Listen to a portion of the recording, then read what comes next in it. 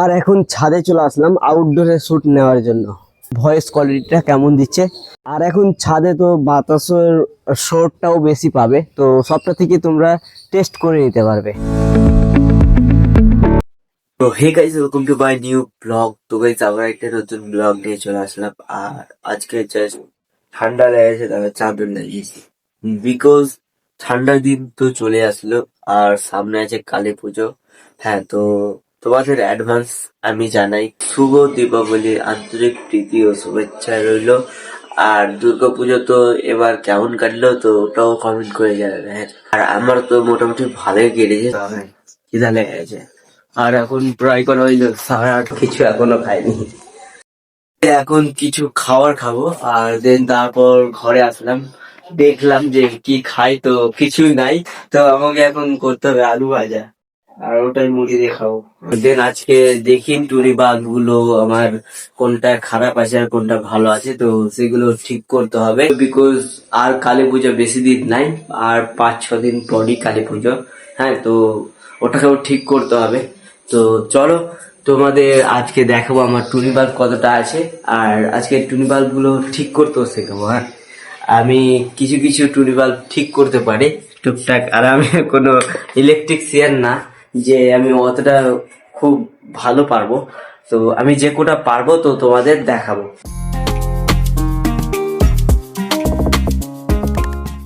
এখন আমি কাটছিলাম আলু ভাজার জন্য, হ্যাঁ, আর কেটে দিলাম আলুর তরকারির জন্য।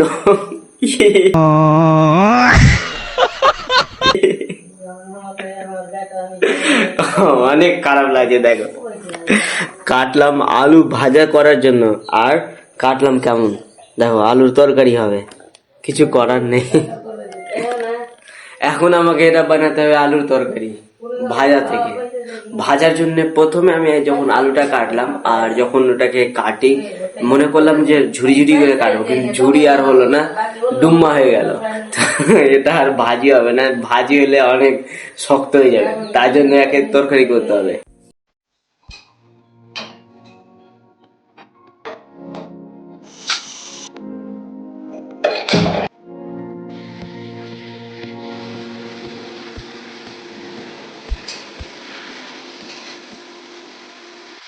সিম্পল তরকারি, বেশি হাবি জাবি দেওয়া থাকবে না, আমি সিম্পলি পছন্দ করি।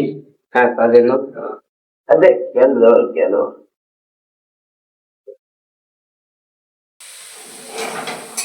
আর গাইজ এখন ভিডিও স্টার্ট করে আমার কড়াইটাই পড়তো, বাপরে আমি ধরে থেমে নিয়েছি ছন্নি দিয়ে।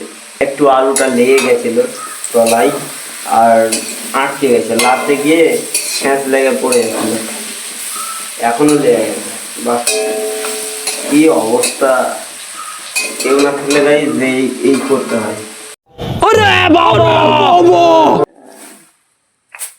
ওদিকটা আমার মা এখন ধানগুলোকে রোদ্রতে দিচ্ছে শুকানোর জন্য।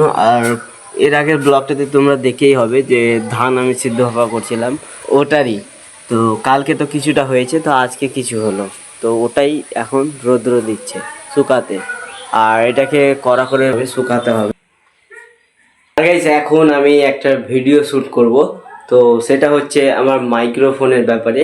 হ্যাঁ, তো একটা মাইক্রোফোন নিয়েছি, প্রায় আমার 10-12 দিন হয়ে গেল কেনা, আর একটু কিছু ইউজও করেছি। হ্যাঁ, ফিচার্স রয়েছে ওর মধ্যে, তো ওটা জানার জন্য আমি কিছু দিন অপেক্ষা করলাম, তারপর এখন ফাইনালি ওটাও এখন আনবক্সিং করব। আমার একটা ভিডিও করার জন্য দেখো সেটআপ কি করেছি, দেখো এখন এখানে শ্যুট হবে। এখানে একটা ইলেকট্রিক বাল্ব লাগিয়েছি আমার ট্রাইপডে, আর এটা ল্যাম্প, দুদিক থেকে ফোকাস করবে লাইট, ভিডিও শ্যুট হবে। টেবিলে আমি ল্যাপটপটাকে হটিয়ে দিয়েছি, আর এটা হচ্ছে ব্যাটারি মোটরসাইকেলের, এটা দিয়ে আমার শুধু বাল্বগুলো চেক করার জন্য, কিন্তু এটা খারাপ হয়ে গেছে। তো গাইস, এটা হচ্ছে গ্রিন আরো S30 মাইক্রোফোন। এটারই ব্যাপারে আমি এতদিন থেকে তোমাদের বলছি যে আমার ওই ব্লগটাতে আমি বলেছিলাম, কিন্তু আর রিভিল করাই হয়নি। তো ফাইনালি এখন আমি রিভিল করব। তো চলো এর মধ্যে কি কি ফিচার্স রয়েছে এবং কেমন ভয়েস, তো সেটাও টেস্ট করে দেখাবো। Let's do the unboxing. এটা ফ্লিপকার্ট থেকে অর্ডার করেছিলাম, এই কভারটাতে প্যাক করা ছিল, তো তো এখানে লেখা আছে গ্রেনারো, তারপর এটাকে এভাবে আনবক্সিং করতে হয়। তারপরে এটা পেয়ে নিবে একটা কার্ড 1 ইয়ার্স এর। চলো এটাকে সাইডে করি। তারপরে পেয়ে নিবে এরকম একটা কভার, এই যে গ্রেনারো। আর তারপরে এখানে রয়েছে দুটো মাইক্রোফোন আর একটা কানেক্টর। আর কানেক্টরটা আছে সি টাইপ। এখানে রয়েছে একটা ইউজ ম্যানুয়াল, কিভাবে এটা সেট আপ করা যায়, তো সেই সম্পর্কে লেখা আছে এখানে। তো চলো এটাকে সাইডে করি, এটার কাজ আমি দেখাবো। আর তারপরে পাবে একটা ডাটা কেবল, আইফোনের ক্ষেত্রে এটা কানেক্ট হবে। তারপরে পেয়ে নিবে একটা ডাটা কেবল, দুটো টাইপ সি। আর এটা দুটো দিয়েই মাইক্রোফোনটাকে চার্জ করতে পারবে।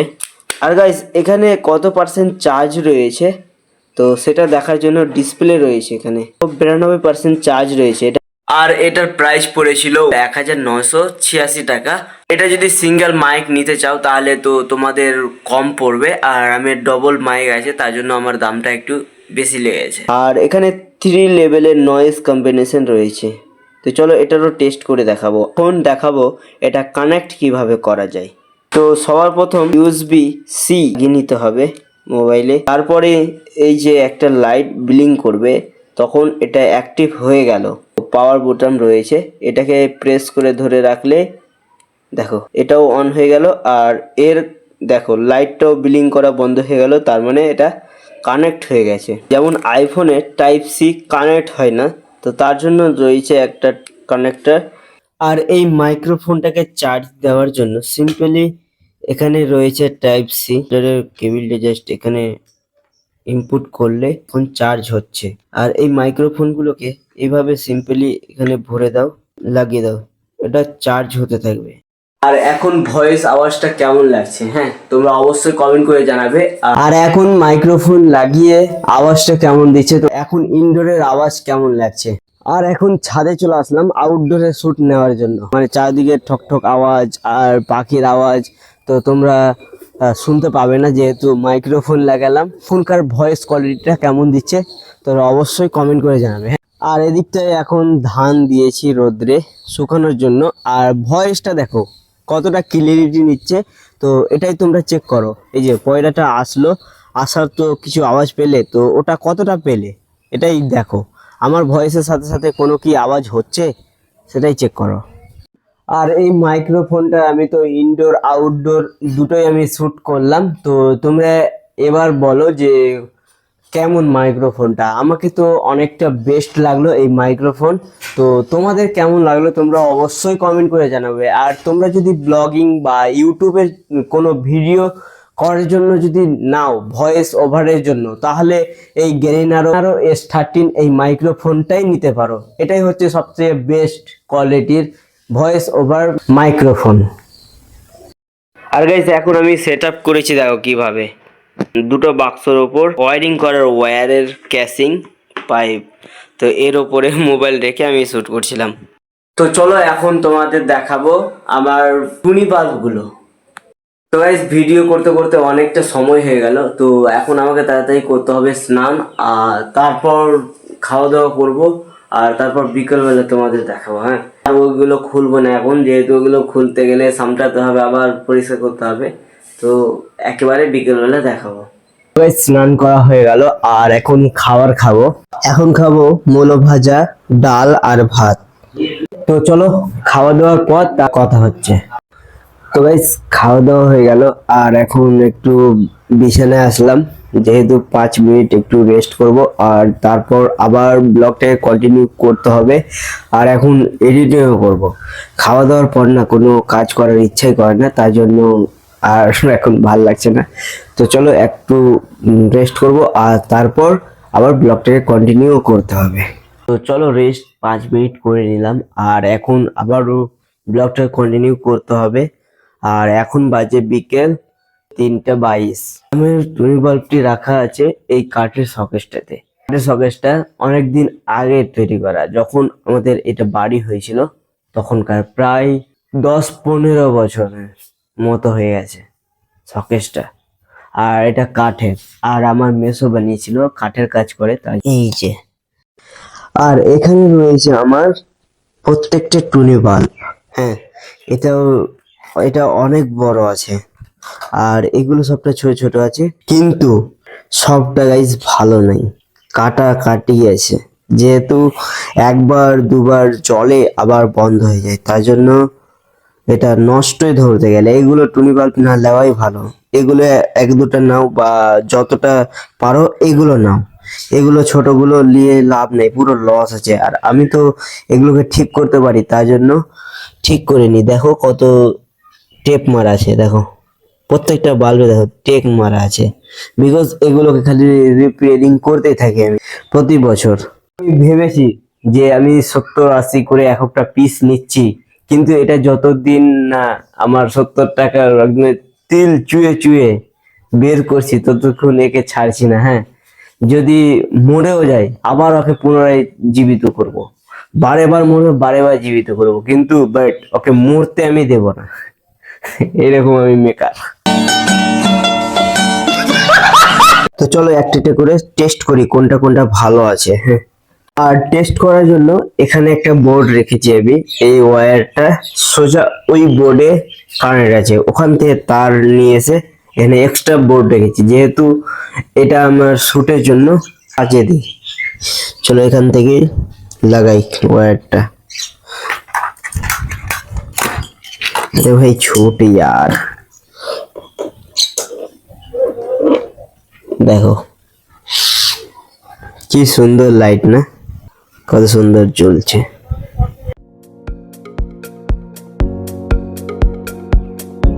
আর আমার টুনি বাল্বে কোনো প্লাগ লাগানো থাকে না, দেখো এগুলো কেটে কেটে একটা তারে জয়েন্ট করি, তো তার জন্য এটাকে এইভাবেই চেক করে নেব।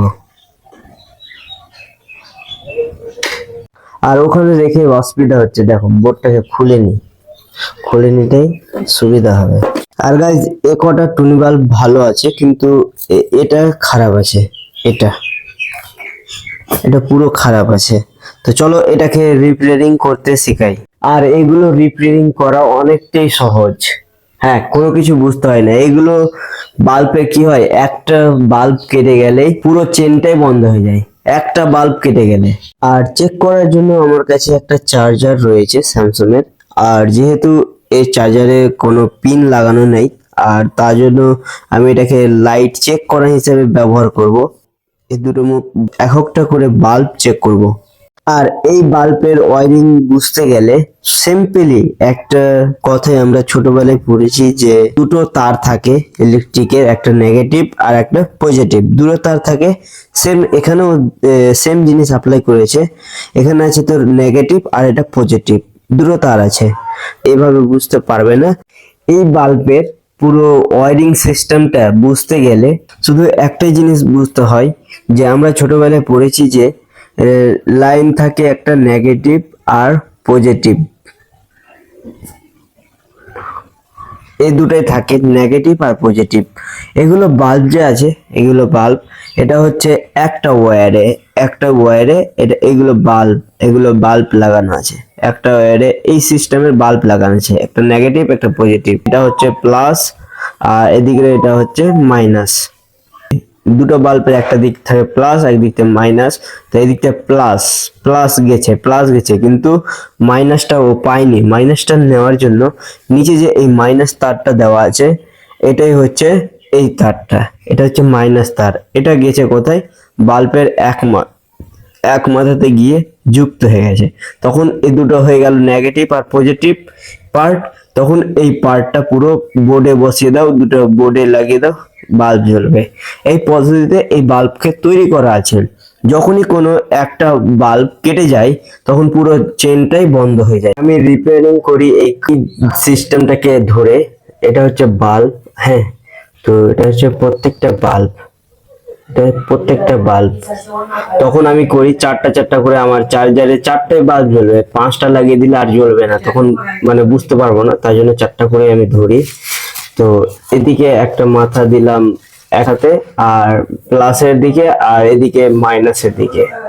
তারপরে দুটো চেক হয়ে গেল, দুটো বাল্ব যদি জ্বলে তাহলে এই দুটো ঠিক আছে, বাদ বাকি এইভাবে চেক করি কোনোটা যদি কেটে গেল বাই চান্স, তো ওটাকে সরিয়ে দিয়ে আবার নতুন করে একটা বাল্ব ওখানে অ্যাড করে দিলাম। আর নিচের ওয়্যারটাকে কখন তুমি চেক করবে, যখন দেখবে যদি এটা তারটা ফোল্ড থাকে সম্পূর্ণভাবে, তখন এই তারটাকে দেখতে হয়, না হলে এই তারটাকে দেখতে হয় না। সম্পূর্ণ তোমরা ফোকাস করবে এই তারটাকে, উপরের ওয়্যার সেম ওই রকমই অ্যাপ্লাই করা আছে। দেখো আমি এগুলো তার, এই যে এই বাল্বের যতটা লম্বা তার আছে, তো এটাকে আমি চেক করি, প্রত্যেকটা বাল্ব চেক করে নি ব্যাটারির সাহায্যে যে জ্বলছে কি জ্বলছে না।